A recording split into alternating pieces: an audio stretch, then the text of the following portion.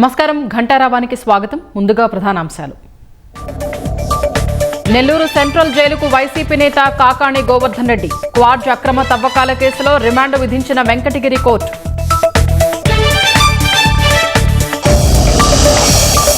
Pawan cinema ఆపాలని ఎవరూ ధైర్యం చేయరన్న దిల్ రాజు.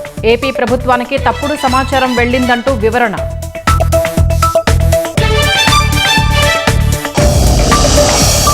సీఎం ఆదేశాలతో పొగాకు కొనుగోళ్లలో పెరిగిన వేగం. నిల్వ వివరాల నమోదుకు మొబైల్ యాప్ రూపొందించిన ప్రభుత్వం.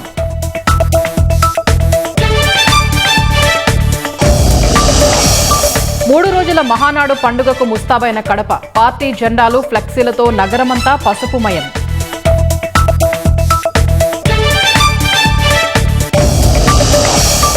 ఇజ్రాయెల్ దాడుల్లో 9 మంది పిల్లల్ని కోల్పోయిన వైద్యుడు. ఐసీయూలో డాక్టర్కు చికిత్స. గాజాలో కంటతడి పెట్టిస్తున్న విషాదం.